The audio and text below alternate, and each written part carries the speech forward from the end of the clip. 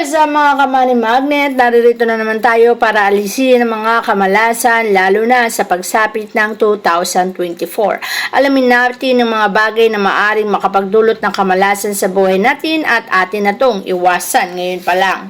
Ang una naman ay sa paglalabas ng ating kaparehan. Tandaan mo, sa pagsapit ng unang araw ng 2024 ay wag na wag kang maglalabas ng pera dahil buong taon na paubos at palabas ang kaperahan mo. Iwasan mo rin na sa 2024 ay maglalabas ng pera lalo na kung gabi. Kapag kasi naglalabas ka ng pera sa gabi ay sinasabi mong ang pera mo ay paubos at sisimutan nito ang anumang perang meron ka. Ganun din naman kapag unang araw ng Monday. Huwag ka rin maglalabas ng pera. Kaya pansinin mo ang mga Chinese, hindi sila nagpapasahod ng Monday. Ginagawa nila tong Sabado para sa ganon hindi sila malasin. Pagdating naman sa mga damit, huwag na huwag mong hahayaan na kung may luma ka mang damit ay ito'y ipamigay at gawing basahan. Ang mga damit na ginagawang basahan ay para mo na rin sinabing ikaw ay tatapak-tapakan ng mga taong nakapaligid sa iyo. Ginagawang basahan ay dapat ay basahan lamang at hindi damit na pinaglumaan. Kapag kasi ganito ang ginawa mo sa iyong mga damit ay maaari itong maka-attract ng negative energy kung saan ang mga negative energy na yan ay maaaring makapagdulot ng kamalasan sa iyong buhay. Kaya mas mainam na ngayon pa lang ay iwasan para maiwasan din ang kamalasan. Meron ka bang mga antik sa iyong tahanan katulad na lamang ng piano na yan? Alam mo bang ang mga antik na bagay ay huwag mong ipapasok sa iyong tahanan lalo na sa pagsapit ng 2024. Ang mga bagay na antik kasi ay maaaring may nakalakip o nakadikit ng mga espiritong ligaw na maaaring maisama mo papasok sa iyong tahanan. At ang mga espiritong ligaw na yan ay maaaring mag-attract ng mga negative energy sa iyong buhay. At kapag dumami na ang negative energy sa iyong tahanan at sa iyong buhay, magiging mabigat ang pasok ng success at kaperahan. Kaya naman kahit anong pagsusubikap ay walang mangyayari sa iyong buhay.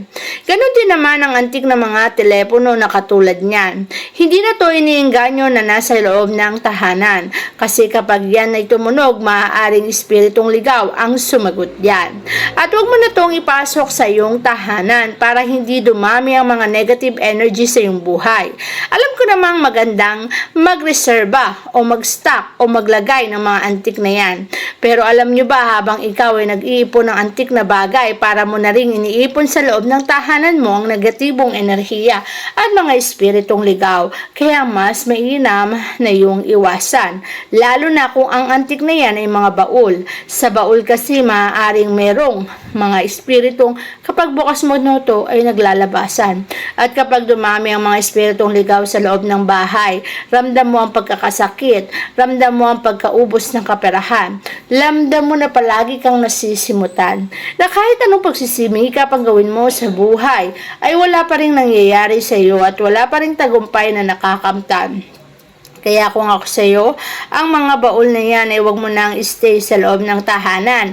Iwasan mo rin ang mga antik sa iyong buhay para makaiwas ka sa anumang kamalasan.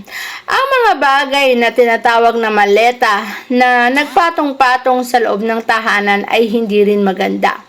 Kapag kasi ang mga maleta na nilalagyan mo ng damit ay pinagpatong-patong mo, magiging mabigat din ang daloy ng kaperahan sa buhay mo. Parang pinatungan mo ng bigat ang buhay mo. Lalo na kung ang nakalagay sa mga maleta na yan ay mga damit mo.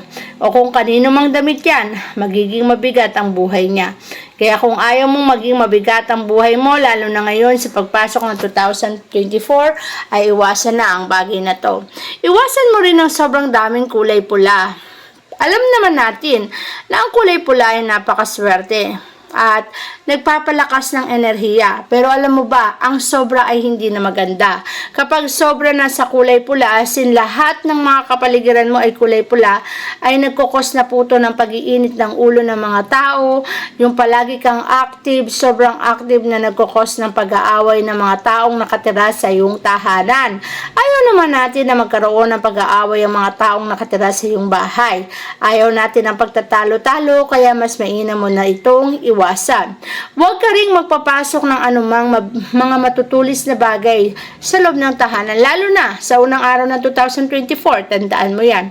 Ang matutulis na bagay kasi maaaring mag-attract yan ng mga bagay na hindi natin ninanais na mangyari sa ating buhay. Lalo na kung ikaw naman, sa loob na ng tahanan mo, yung mga matutulis na bagay na yan at may nanghiram, huwag mo nang pahiramin, lalo na kung gabi. Katulad na lamang ng mga kutsilyo, ng mga karayom, pako, or kung anumang bagay na matulis. Kapag nasa loob na ng tahanan mo at merong gustong maglabas nito o manghiram sa bahay mo, huwag mong ilalabas dahil para mo na rin nilabas ang swerte sa buhay mo. Ang mga lumang kalendaryo ay alisin o tanggalin mo na, lalo na sa pagsapit ng 2024. Parang binabalikan mo kasi ang mga sakit, bighati at pasakit na naranasan mo ng nakaraang taon.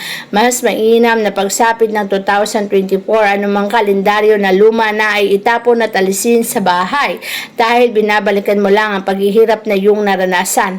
At huwag mong hayaan na binabalikan mo ang mga bagay na nagpapahirap sa iyong buhay. Kaya mas mainam na ang kalendaryo na yan at alisin, tanggalin na natin sa ating mga bahay para maalis na natin ang mga bigat at pasakit na ating nararanasan. Huwag mo ring hahayaan na nasa harapan ng bahay mo ay mga kanal. Alam mo bang ang isang tubig ay pera po yan. Paano nalaman kung ang kanal na nasa harapan ng iyong bahay ay madumi, stagnant at maraming mga burak? As in burak po. Tapos nandiyan yung pintuan at harap ng bahay mo, hindi ba? Nakakaengganyo po to ng negative energy at mas mainam kung di maiwasan, mas mainam mo itong takpan. Pero kung hinahayaan mo lang itong bukas at napakaraming dumi, burak at kung ano-ano pa, tapos hinayaan mo lang bukas to sa iyong bahay, abay mas mumublema ka po dahil ang attract niyan ay negative energy. Sa 2024, alisin mo po sa loob ng tahanan ang mga larawan na may mababangis na hayop. Ang mga larawan na mababangis na hayop ay maaaring mag-attract ng bangis ng mga nasa sa loob ng mga taong nakatira sa iyong tahanan. Kaya madalas nagiinit ang ulo ng mga tao dyan. Yan kasi ang minamanifest at ina-attract mo sa iyong buhay. At habang yan ang minamanifest at ina-attract mo sa buhay, yan din ang magaganap sa iyong buhay. At habang yan ang nagaganap sa iyong buhay, mamomblema ka, mahihirapan ka at maghihirap ka sa iyong buhay. Kaya naman, kapag ang mga leyon na yan ay naranasan mo na naghihirap ang buhay mo, mas mabuting alisin at tanggalin mo na to sa tahanan mo. Huwag ka rin mag-iimbak ng mga bagay na may lamat o may mga basag. Anumang bagay na hindi na maganda sa paningin ay dapat na nating alisin sa ating mga tahanan dahil magkukos lang to ng bigat, hirap at pasakit, pati na rin pagkaubos ng kaperahan. Huwag mo nang bigyan ng sentimental value kahit gaano pa kahalaga yan. Kung basag at may lamat na, dapat mo nang alisin at palitan. Nang sa ganun ay hindi mo makaranas ng mga kahirapan sa buhay. Ang karanasan na paghihirap ay nasa sa iyo ring mga kamay. Kapag hinayaan mo ang ganitong bagay sa iyong tahanan, ang paghihirap ang mananatili at hindi ang kasaganahan.